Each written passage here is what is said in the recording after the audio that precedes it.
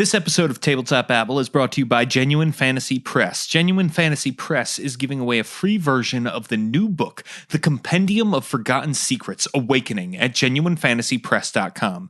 This is a book for 5th edition D&D, and all of the player content is included in the free version. That's 125 beautiful pages. It contains 34 new subclasses, 17 new warlock patrons and familiars, over 175 new spells and invocations, and 10 new races. If you get the 190-page book of new content, you'll also get dozens of campaign hooks and all kinds of awesome stuff for the GM. The book is designed to work with both classic and homebrew settings and gives you new ideas for your world and your game. It is really awesome. You definitely want to check out this beautiful full-color artwork book, and it's available internationally in hardcover on Amazon. It makes an awesome holiday gift. Go check it out at genuinefantasypress.com. Genuine Fantasy Press, inspiring adventure. This is Tabletop Babble. I'm James Introcaso.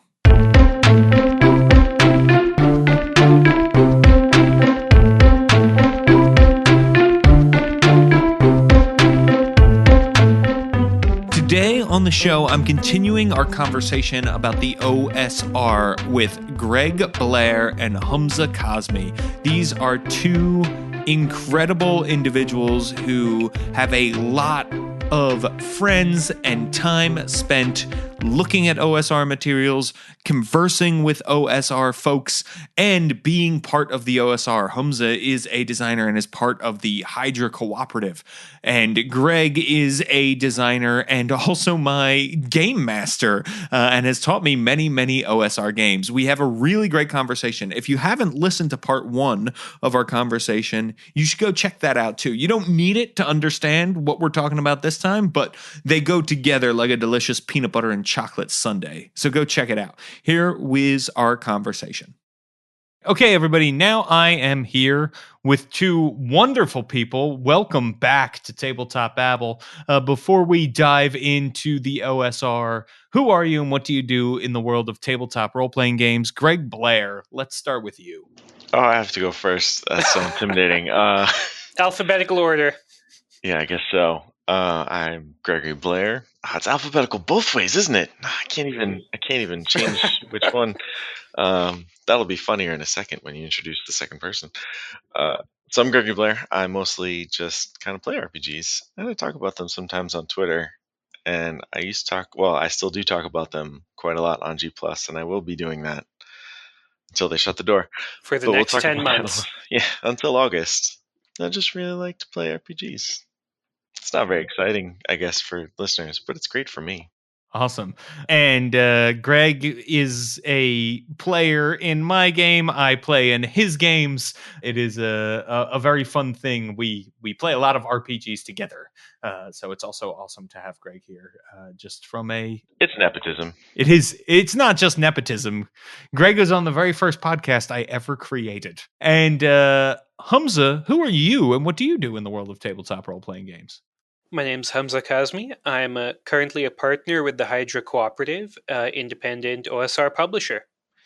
We just dropped 2 products. One is called Witchburner. It's a really tense little module by Luca Rayet that's looking at the player characters being dragooned into hunting out a witch in this tiny little town up in the mountains and what they do to find this witch and what moral decisions they're going to make. And we've just released What Ho Frog Demons, the 4th module in the Hill Canton series that zooms out from the earlier, smaller locations and gives you a larger chunk of the map to explore, as well as a couple of big tentpole sites to engage with. Excellent. Yeah. What Ho Frog Demons? Let me just say, first, incredible title. Second, I got a chance to skim a little bit of it this morning because Humza sent it over. You should check this thing out. It's wild. It's really, really cool. What Ho Frog Demons is like one of those things that makes me kick myself for not getting into. I just wasn't into this stuff. I didn't know about it early enough. So I missed there's a Kickstarter, right? Like I missed all that stuff. I'm like, There was a Kickstarter in, I want to say, 2014, 2013, 2014. So before I was born. Metaphorically born. That's right. So I want to dive in here, but I want to let the listeners know first that if you have not listened to part 1 of our OSR podcast, you should go back in the Tabletop Babble archives and check that out, because this is a continuation of that conversation. And in that, we defined sort of what the OSR is, also sometimes called the DIY community. And I think it was just a really great conversation. So we're not going to delve too much into territory we've already trod, but just to set everyone's minds up, quick recap. What exactly is the OSR movement in role-playing games? And why don't we start with you, Greg? This whole alphabetical thing is gonna kill me, James. To me, right? We made kind of a big point of this last time.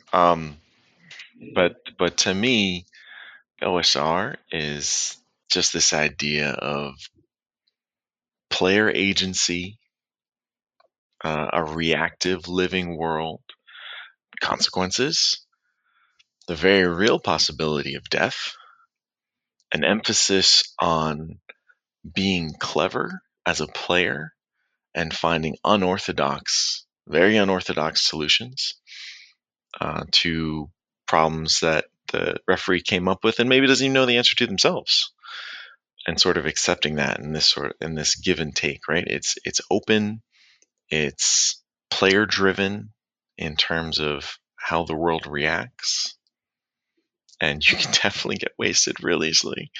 And that tension is a very important part for me, at least, of kind of old school games. Yeah, I agree with that. How about you, Hamza? What do you think the OSR is? And I think we did make a big deal last time that like there is no one person people point to and say like this person is the OSR or started the OSR or that sort of thing. That it is more a genre, for lack of a better term, and a community of people that are creating things together. Yeah, I mean, I think it's fair to say that you have a community, but there are definitely subgroups and factions, if you will, within that who do their own thing and focus on certain aspects.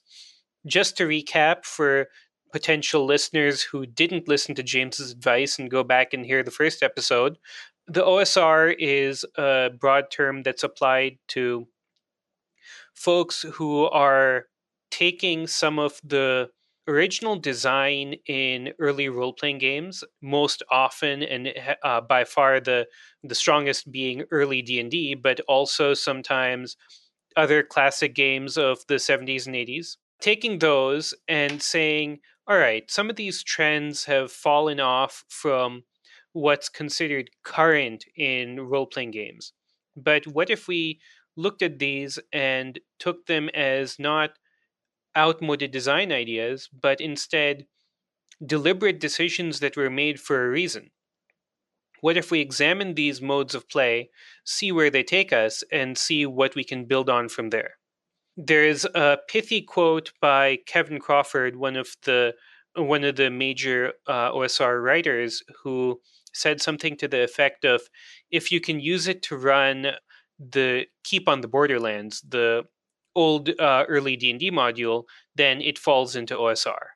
And I think it might even skew a bit broader than that, because as I mentioned, I would say it would, yeah. yeah, because as I mentioned, you have influences from things like RuneQuest and Traveler. I know those two are very strong in my sub communities, like influences and guiding lights, and those are certainly not D&D. There may be dialogue with it and osmosis of ideas. I would also throw out, because I'm obsessed with it, stuff like Advanced Fighting Fantasy, which I only learned about through OSR, because I didn't read those kind of fighting fantasy books when I was a kid. But a term used a lot sometimes is retro clone, to refer to some of these kind of evolutions, and that was an old British game from I think the 80s. It might have been the 70s, but at least the 80s that spawned a game called Troika, which is one of my favorites. I think that there's a lot of the early British stuff that winds up influencing not necessarily OSR design mechanics, but also OSR aesthetics and ideas. Things like Warhammer Fantasy and the early Steve Jackson stuff that was coming out, like Fighting Fantasy that you mentioned, and the Sorcery books. I think those wind up playing a almost outsized role on a aesthetics and feel level, even if they didn't contribute so much to the mechanical stuff. Yeah, I think that all sounds very accurate to me and what I have come to learn about the OSR. I would say this Gen Con, I went with Greg and we played a ton of OSR games. We met the creators, and there is definitely all of these things we're saying. There is this ethos about it, almost as if these are new second editions of D&D in some cases, if that makes sense. Like this is we're seeing other evolutions of the game back in its roots now, which I think is a really cool way to go. Well, I think that's a good way of looking at it. Like, you're taking the design process back to earlier editions and saying, okay, what if we go forward from these points? Another branch of the tree. We've learned stuff about designing RPGs, right? Let's apply that to some of these old sensibilities and some of these old rule sets and see where we go with it. Recapture that feeling a little more elegantly sometimes. Or sometimes it's straight reproduction, right? That was one of the original branches of OSR stuff, right? Yeah. I mean, I think that you have the routes for going for a more elegant or more understated approach. And then you also have the folks who want to go for the far more Baroque and edge case design. And that's got its proponents and merits as well. Yeah, I think that's definitely true.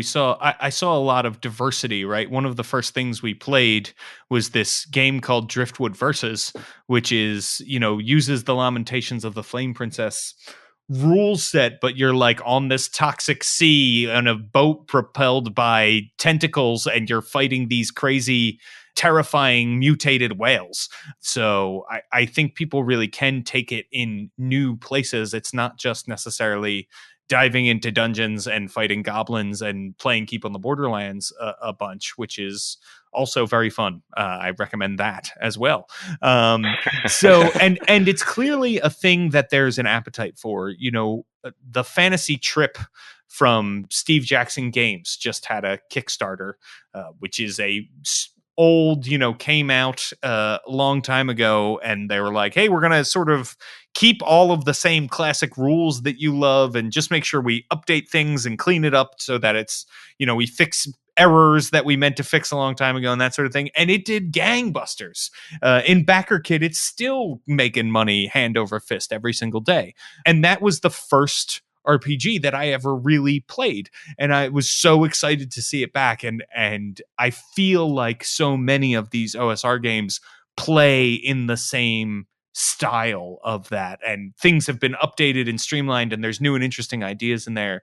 But it is really cool to see that there is a hunger for this stuff.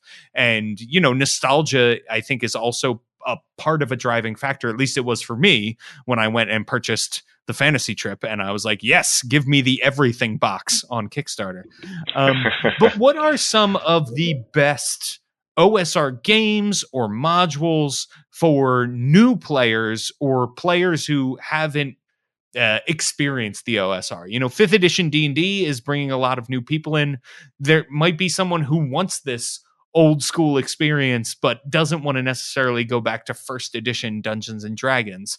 Sure. What is I don't. Yeah, no one does. Sorry. No, that's not true. But that's the question, is like, what are some good things to check out? Humza, let's start with you on this one. Okay, well, couple of things that come to mind in terms of modules. So actually, let me make a note about that often in RPG discussion, it's a focus on, well, what's the game? What's the game? And to some degree in OSR design spaces, there's been a feeling of, okay, look, you're going to run the game in whatever you're going to run it in, we're going to focus on packing the interesting ideas and the weird stuff and the new ways of doing things into the modules and supplements and shift it down the line. I would even argue that there's a very strong sense of that. It's like, who cares what game you're running if it's broadly compatible good enough? Yeah. So, I mean, I think that I don't want to downplay the innovations and interesting stuff that's coming in a bunch of these games, because there are creators who do try and branch out and do special new things with the base system, and we'll touch on that in a second. But for introductory modules, assuming you've gotten any one of the OSR systems, because there are a bunch out there, there are a bunch that are free if you just pick one up and give it a shot. Basic Fantasy or Labyrinth Lord. Modules I'd recommend, I would say that it's worth checking out Tomb of the Serpent Kings by a fellow named Skirples. Tomb of the Serpent Kings is specifically designed to be sort of a introductory module for people who haven't GM'd or played OSR styled games before. So it's designed to give you easy entryway into what some of the concepts are that other authors and creators like to include, what the expected baseline style of play is often going to involve, that sort of thing. I'm going to go ahead and be, shamelessly nepotistic and toss out a plug for Slumbering Ursine Dunes, which was the first of our Hill Cantons modules, and it's pitched for starting out characters exploring a small bounded area with a bunch of factions that they can engage with and play off against each other potentially. If it makes you feel any better, I was going to recommend Slumbering Ursine Dudes. So you wouldn't even have had to you don't have to feel bad about that, because I was going to throw it out there because it does give a lot of this interesting flavor. It's open-ended. I don't know if it was the first, but it's definitely one of the most prominent and kind of shining exemplars of this idea of something called a point crawl, where you've got these connected kind of locations, but you're not, wandering across the wilderness. You've got defined kind of routes, and you kind of move around. There's factions, and there's interesting stuff going all around, and it's not clear cut. Like, I was definitely going to throw that out there. So thank you for the shout out. Well, I mean, let's pass it over to you. You want to toss out a couple of your favorites here? okay, fair enough. So it's funny, James, that you mentioned about people looking for that nostalgia, right? Because I definitely had some thoughts about this question and things that I feel strongly about. But I hit up some of my friends, like, hey, anybody got any other ideas, right? And some of the things that were tossed out were Keeping the Borderlands, right? Hamlet, Caverns of Thracia, Caverns of I haven't played Thracia, that one. yeah. Like, thank you, Caverns. So like these are old school modules, right? And then you've got folks like what is it, Goodman Games, right? Coming out with 5e versions of some of these older modules, right? So you can kind of dip your foot in that way. For me, I guess I would shout out a specific author, partially because one of the first ones I ran not one of the first game I ever ran, and also the first OSR game I ever ran. There's an author named Zarkov Kowalski. Yes. He's one of the best writers I've ever encountered in the RPG space. And the Trail of Stone and Sorrow, it's free. It's like, pay what you want. You should pay for it because it's amazing, but you should go check it out.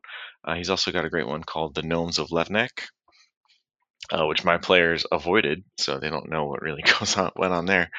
A bunch of my friends tossed out another one of his called 1000 Dead Babies, which isn't quite what you would think. I haven't run that yet, but it's not. Give it a chance. And then I would also say there's one called The Sleeping Place of the Feathered Swine, which, James, you've experienced by Logan Knight. That's great. That's a great one for new players. It teaches you, and referees, it teaches you about how things aren't balanced. It teaches you about how things can be deadly. It teaches you got to be smart. And it's really descriptive. It kind of showcases one of the things, at least in my corner of the OSR, that's real big: layout. layout and ease of table use, right?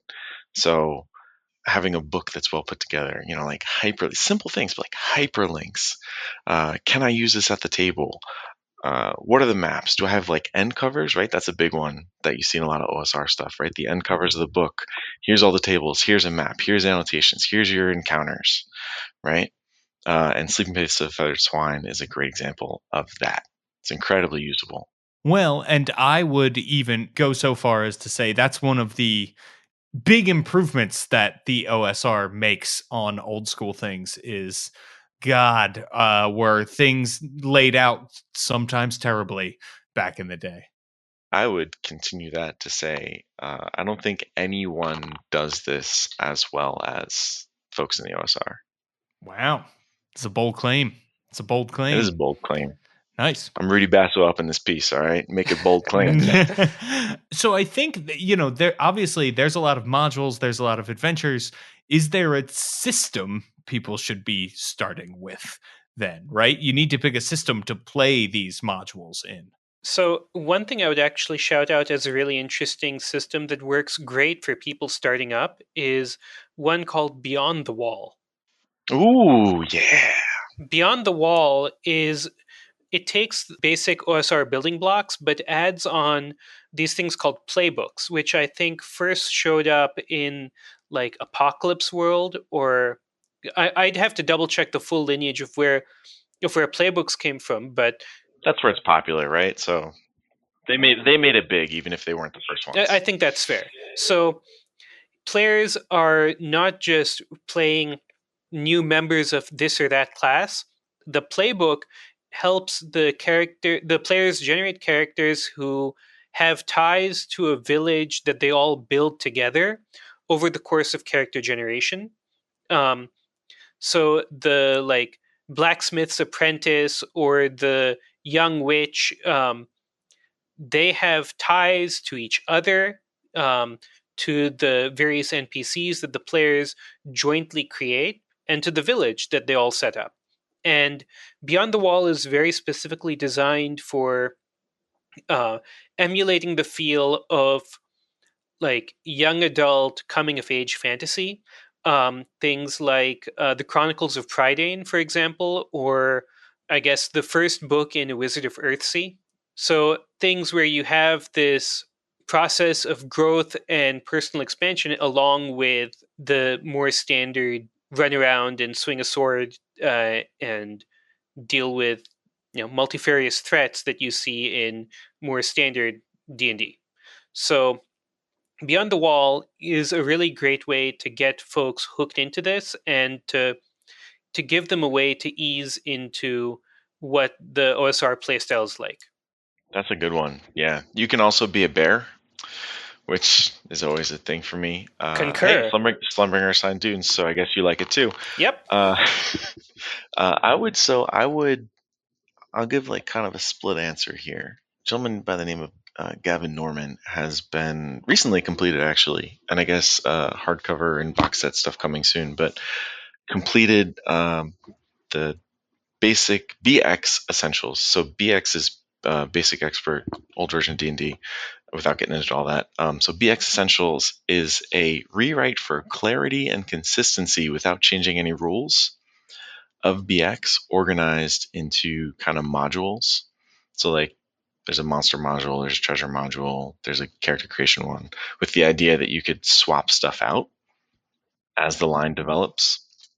And so I think that is a great place to start if you want to look at sort of traditional stuff. Traditional meaning like, copies of the older games, right? But cleaned up and easy to read and laid out and all those wonderful things I was talking about before. Something I'm super excited to try is one by Ben Milton, who wrote Maze Rats, which is awesome and contains the most succinct, best referee advice I've maybe read, maybe ever. It's real good, Maze Rats. He wrote a game called Knave, which is compatible across all of OSR products, broadly compatible. It's simplified and streamlined. It has no classes. Instead, your abilities are determined by what you carry, right? So your kind of encumbrance and inventory matters, but it's very streamlined. It's like, oh, you want to cast some spells? Well, just carry these spell books, and they're heavy, and you gotta, they're bulky and they take up space. But hey, you can do that.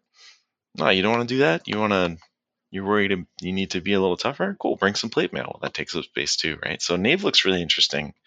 So if you want to kind of branch out and try some of these old school modules, but with a more experimental or kind of a different system, I think Knave is a really cool place, a really cool thing to check out. One last one I'll toss out is it's Scarlet Heroes by Kevin Crawford. And it's interesting because it specifically focuses on having solo play, or not solo play, but one GM and one player. And normally, OSR characters in particular tend to be a bit fragile. You want to have a group together because a solo character is generally going to have a rough time of it.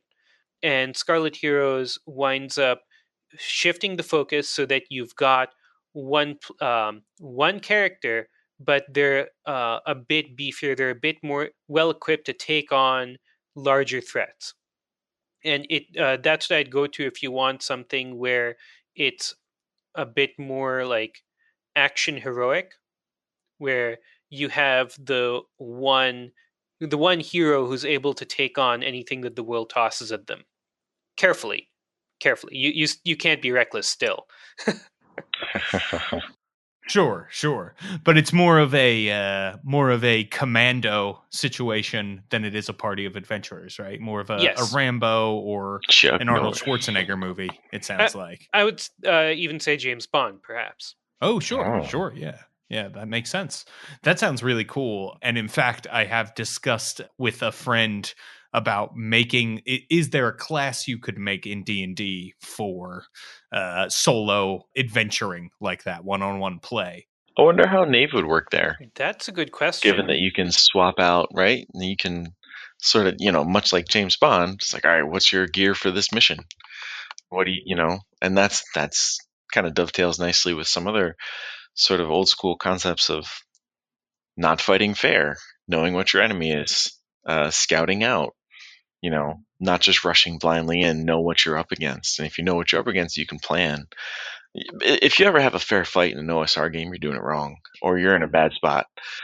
You never want to be in that position. So actually, Greg, what you just brought up is another facet I want to highlight, because one of the things that I really find compelling about the OSR community is the interest in tinkering. And what you just raised, the idea of combining Knave with something like Scarlet Heroes for a solo experience. Like, even as we're talking about this and, not sitting down to create something, we're suddenly starting to spitball ideas for, hey, how do you jam these two systems into each other and get something new? How can I create a new subsystem or a new method of doing something that works for the specific purpose and intent that I have? Absolutely. I mean, we'd be remiss at this point if we didn't mention. So Knave, actually, as soon as Knave came out, Ben released also the document file for it. Like, here, play with this, make new versions, tinker with it, do whatever. But also, if you're going to talk about tinkering with things, you have to mention the Black Hack by David Black, which has a bajillion hacks and versions of it, and is very, there's the Rat Hack, there's the Cthulhu Hack, which is quite popular in its own right. There's like all these different things where, just like you said, Hamza, people are, well, how can I make this fit what I want it to do? How can I tweak this? And that's a really good point you're raising about just how free and open people are to doing that kind of thing. We're always messing around. Yeah, and actually, that's one thing that comes up. So later editions of D&D kind of focus everything in on, okay, you've got this D20 engine. It's the primary method that you have of interacting with the system mechanics. And OSR stuff in general tends to be a bit more modular. And that leads to understandable criticism of, look, you have all these different weird ways of doing stuff. It doesn't mesh together. You want to roll high here and you want to roll low there. And okay, fair enough. it does give you a bit of weirdness, and you have to understand how the various systems work. But that also makes it a lot more easy to take out one of those systems, replace it with something that does exactly what you want it to do. Yeah, I think one of the things that is overwhelming about the OSR is it has its own category on Drive Through RPG. It makes it seem like there is one game, right? Like the OSR, if you're approaching it from the outside, I know for me, I was like, so the OSR it's a game like D&D, right? And it's like, oh no, it's really, and again, it's doesn't have very defined borders by the nature of what it is. It's this collaborative community of people, some people off on their own doing stuff, different communities within the community doing stuff.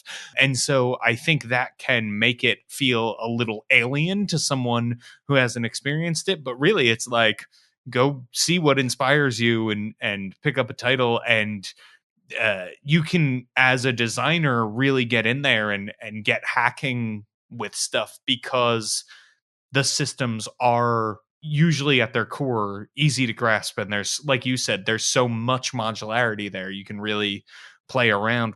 Don't go anywhere. There's more tabletop babble coming up. I'm Lisa Chen, and I host Behold Her, a monthly podcast that shines a spotlight on women in the world of tabletop games. There are so many women to behold in this amazing hobby, and our experiences as female gamers are as diverse as we are as individuals. Through one-on-one interviews, audio essays, and panel discussions, all centered around a monthly theme, the guests on Behold Her share their unique stories as players, game masters, designers, artists, organizers, and so much more. Their words are inspiring, uplifting, and informative. Check out Behold Her Podcast wherever podcasts are found, or visit beholdherpodcast.com. All right, back to the show. I think we have this image sometimes of the OSR as being gritty dungeon crawls. Can it be more than that? Can you save the world in an OSR game? Can it be super heroic, or is it always gritty survival, fighting for your life kind of adventuring? I think you can absolutely get that. I think that certainly the aesthetics of the community as it exists do gravitate towards the crapsack world, and almost Warhammer Fantasy-esque aesthetics of everything is messed up and it's gritty and yucky and stuff. But I mentioned Scarlet Heroes a little while back. Kevin Crawford's got another thing, Godbound, which is almost like merging OSR rules with the power level and some of the themes of White Wolf's Exalted, where you have individual characters who stride, are astride the world like a colossus. Like ancient Greek or Sumerian heroes with all the power and all the ability to shape the world that entails. You have things like Stars Without Number, which shifts things out into space, into BX D&D meets Traveler. And then you have things like Beyond the Wall, which focuses on a tone that's very different from standard crapsack settings, where it's pitched towards young adult adventure and coming of age. And the one final thing I'll add before I flipped over is that even in like the most trad focused of the OSR stuff, you still have things going out beyond the dungeon and out into wilderness exploration, out into interactions in town. It's not hyper focused on dungeon crawl, dungeon crawl, dungeon crawl. You definitely have people putting together tentpole mega dungeons that can serve as the focus for a campaign, but even then, that's not all that the people writing those are putting together. I agree, and especially because my personal sensibilities in some way skew towards this sort of like awful, miserable kind of place to run around in. I think part of that for me is a reaction to honestly never feeling any danger in RPGs that I've played. Yeah, whatever. No, you dropped me. Oh, I'm back up again. Yeah. There is a push for that, and I'm glad you brought up Stars Without Number, because I feel like we've only been talking mostly about sort of fantasy, typical sort of fantasy stuff. But, there is more than that sort of in this broad umbrella. And, you talk about something like a kind of a more of a hard science sort of game. You talk about some of the more gonzo stuff, which isn't really grotty. It's just a little more just weird. There's some weird stuff out. I mean, Luca Reyes's Ultraviolet Grasslands comes to mind there. Another nepotistic plug, but it's drawing on like heavy metal imagery, but also things like Mobius, the artist, being a major inspiration. You have the exploration along a vast steppe, and cutting a trade deal and exploring new areas is just as important as delving into forgotten places. yeah, and just as a side note, Hamza, you can feel bad about shouting out Hydra stuff, but I'm not going to feel bad about it. You mentioned Mobius. If you want to just like go, just sort of melt and subsume yourself in some really wonderful, gorgeous art. Luke, don't get me wrong, Luke is a great writer. I've been backing and following along with Ultraviolet Grasslands and Witchburner and stuff, but man, this guy can make some art. Just go check out Strato Metaship on Twitter. I mean, Jesus, he's so amazing. And he's the one who did the art for What Ho Frog Demons as well. Oh, yeah. His art is amazing. It's actually not just the art. He's a co-author with Chris on that. I think we credited him as co-author, editor, layout, just about everything. That's awesome. Like I said, it's a really beautiful, well laid out product.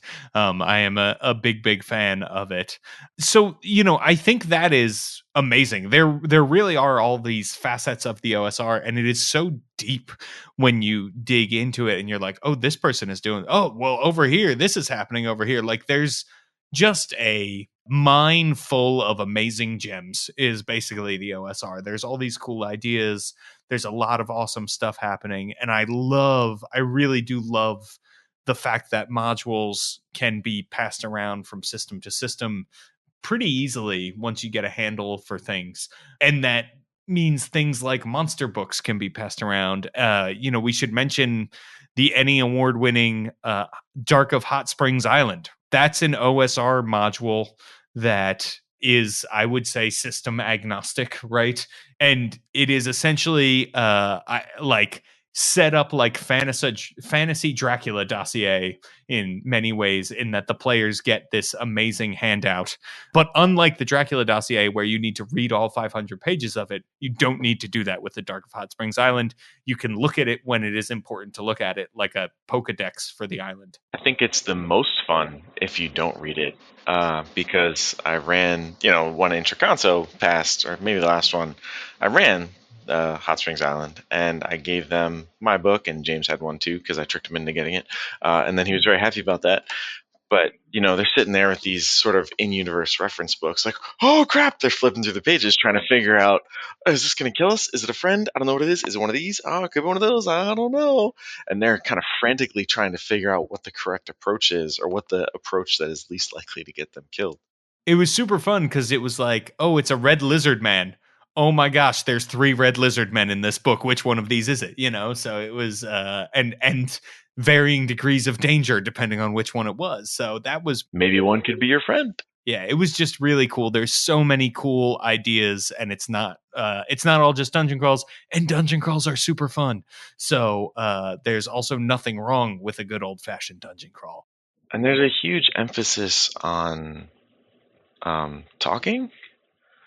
And we have this mindset sometimes of like balanced encounters and combats. And this encounter means combat, right? A lot of the times, but it doesn't have to. There's a big emphasis in a lot of old school products of if there's something that the only thing is to fight it, well, it's not that interesting. You want to be able to talk to it, or if a player is clever and figures out a way to talk to it, or pit these factions against each other, there's sort of a lot of politicking that can go on. I think that the two most most important tables in BX are the reaction roll to see whether a creature is going to be friendly or neutral or hostile or something in between, and the morale table to see whether combatants are going to continue mixing it up with you or they're going to break off because they're not getting paid enough for this. Yeah, fights aren't typically to the death because someone's running away before they're dying. There is one thing we should delve into about the OSR for people who are new and want to check it out. I know some people have this deterrent of they see it as a problematic community, that on the outside it's like, oh man, I don't know, it seems unwelcoming, or if I don't like this specific style of play, I am not really going to have a good time playing OSR games. How do you guys respond to that? Because I have found that is not the case, that the OSR is an extremely welcoming community, and that it, like any community of gamers, has jerks, but no more than any other community of gamers or area of RPGs does. And that the creators are like super willing and super excited when somebody wants to sit down and play their game with them. Doesn't feel like a click or like there's any wall to jump over at all. So that's just been my experience, but I was wondering if you all could sort of respond to that as larger, more important members of the community. That is not true at all. But Hamza, why aren't you more welcoming? Oh, it's God. true. I'm off-putting and scowl menacingly at everyone. No, I'm not certainly sympathetic to folks who may feel like, okay, there are individuals, vocal individuals who may be driving folks away because there are those jerks out there, as you mentioned. And I think in the past, the OSR as a community has not been proactive enough in calling them out and sort of setting up proper community standards. So there's definitely work that the community can do and should do to try and make sure that new folks coming in, and frankly everyone, feel like it's a safe and comfortable place to join in and talk about cool stuff. I also think that, as you say though, like everyone's going to be happy and excited if you say, hey, I'm interested in checking this out. Certainly there's sort of a core style, and if that core style is completely off-putting to you, maybe it's not your cup of tea, and that's entirely legit. But as we discussed, there are a bunch of flavors of OSR related games out there, and even if the core aesthetics aren't something that are to your liking, there's still a good chance that you're going to find something in there that does speak to you and does have something of interest that you might want to latch on to or seek inspiration from. One of the cool things about these circles is that, oh, that's cool. I'm going to incorporate that into my game. And, there's a lot of, like you said, osmosis, Hamza. So I would definitely recommend folks to check things out. Like you said, James, there's jerks everywhere. I mentioned to someone like, oh yeah, blah blah, Lamentation of the Flame Princess, which is my home system. I use it. It's great. It's a good system. I love it. And they're like, oh, and they were just completely dismissive, like, oh, that's terrible. I was like, well, okay, I guess. So it kind of goes both ways, and you're gonna find that sort of thing anywhere, and I'm sure there, even within the OSR, that there are folks who, wouldn't appreciate the way that I game, right? Or I'm doing it wrong or whatever. But, that's just kind of the nature of folks, right? Is people are going to disagree. I got into this stuff because of how open and welcoming and sharing and collaborative and accessible all these people were. Be talking to someone on Google Plus, which is where I kind of got all this stuff from, and later find out, holy crap, they wrote that thing that I love. I didn't even realize, and it's no big deal, it's just people talking about games. So I have heard that before, I've encountered some of that too, but I don't feel like it's any different than any other sort of community of gamers. And sometimes you get people who are very adamant about this is the way you do things. And I've encountered that in lots of flavors of role-playing games. I don't feel like it stands out specifically for OSR, but I understand that.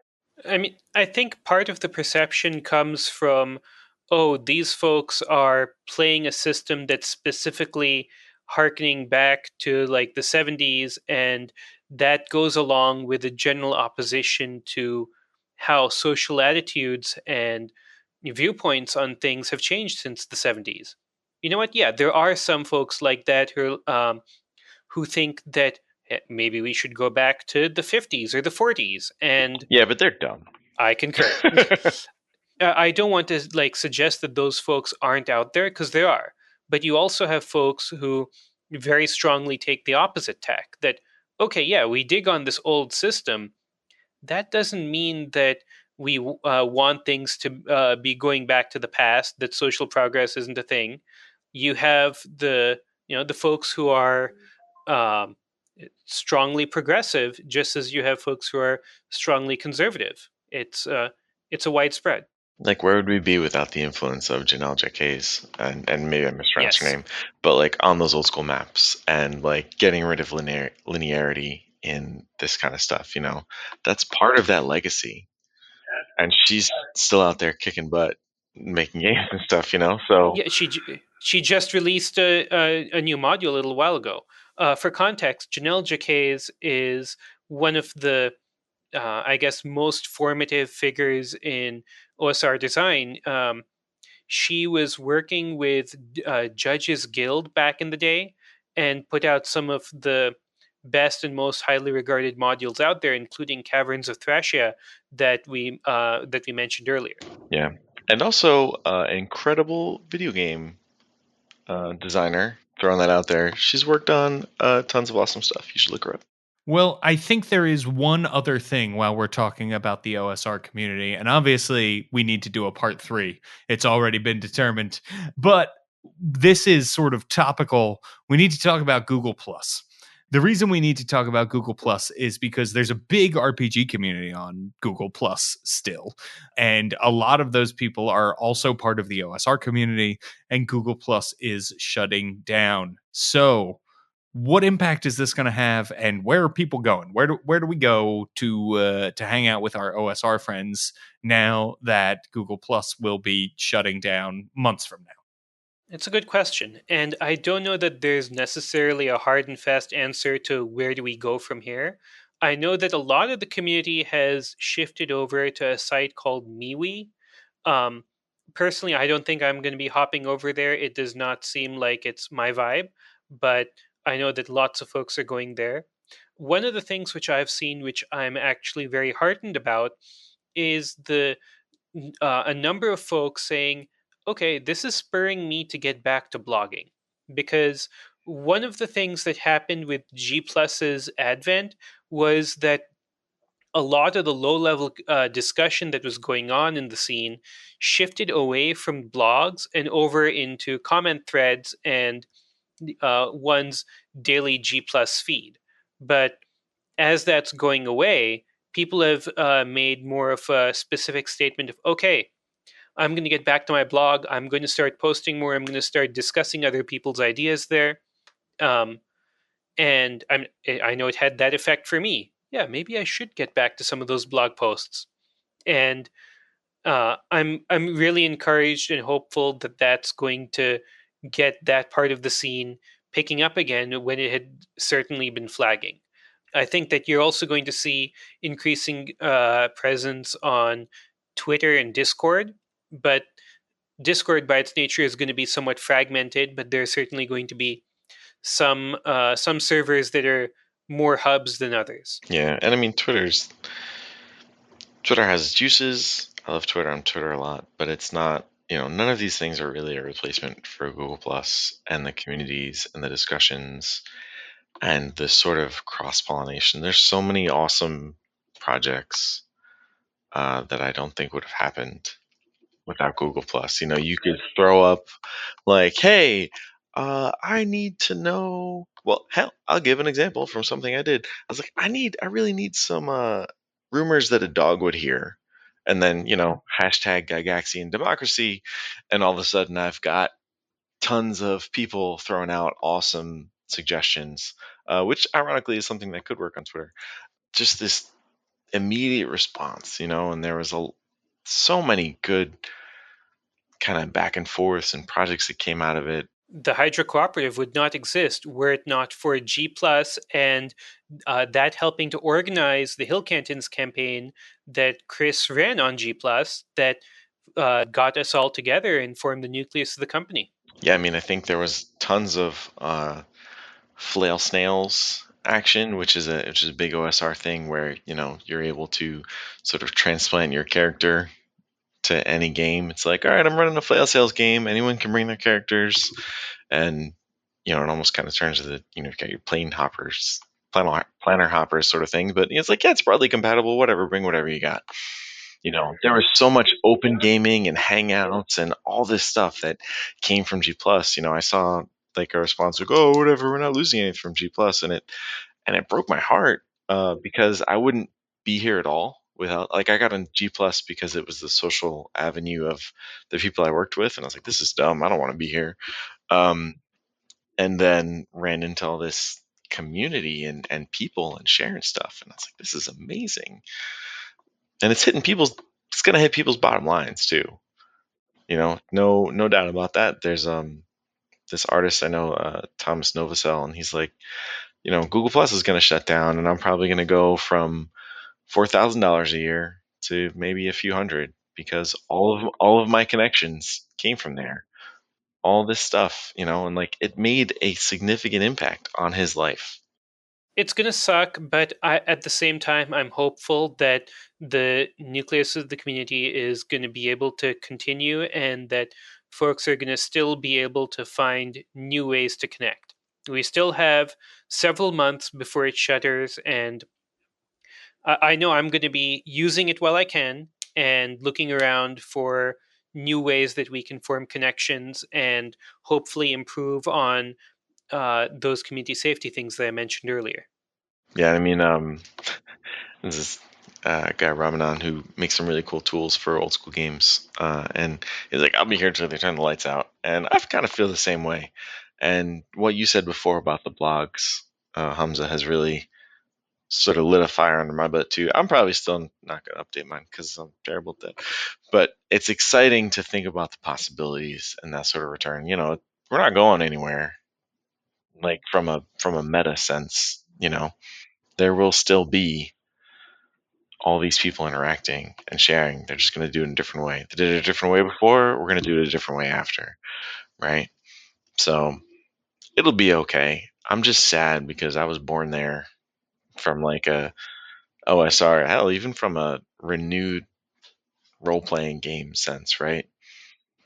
That really kind of accelerated me, ran my first game off of stuff that I found there. So it makes me very sad, but the connections that I've made and the things I've sort of discovered, those aren't going anywhere, right? So it did its job.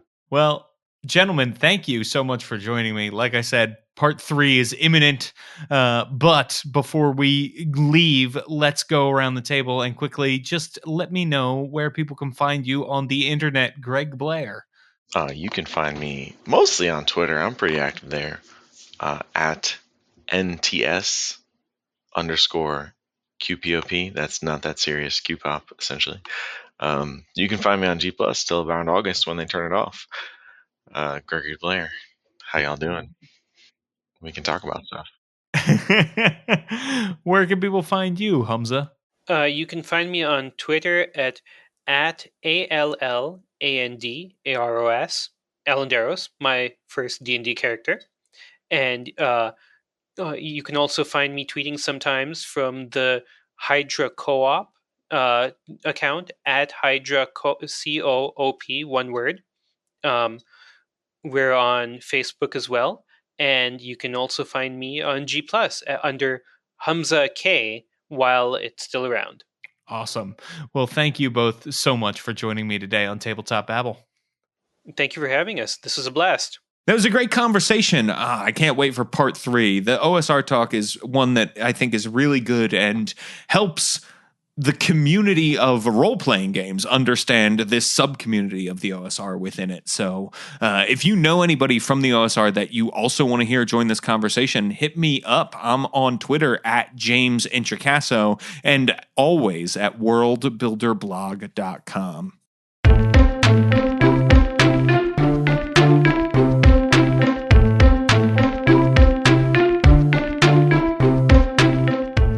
Tabletop Babble is a show on the Don't Split the Podcast Network. Thanks to Rudy Basso for founding it with me.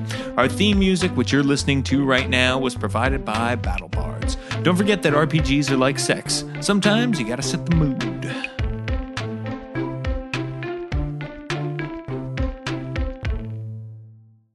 Hey everybody, just wanted to let you know that this podcast was brought to you by Kobold Press, makers of fine Dungeons & Dragons third-party products such as the Tome of Beasts, the Creature Codex, Deep Magic, the Midgard campaign setting, and now 12 Peculiar Towers. 12 Peculiar Towers is a collection of 5th edition adventures for characters levels 1 to 13 with the theme of, you guessed it, towers. Discover the mysteries that lie within the forest lair of a Ravenfolk bandit gang, a magical archive of ancient elven lore, the hideout of a powerful thieves guild master, the stronghold of a sinister blood mage, and 8 other distinctive awesome dungeons.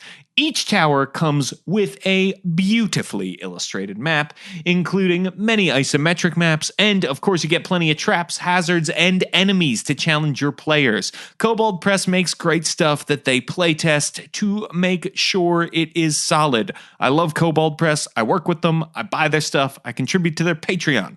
You can get 12 Peculiar Towers in print and PDF today, right now, at koboldpress.com.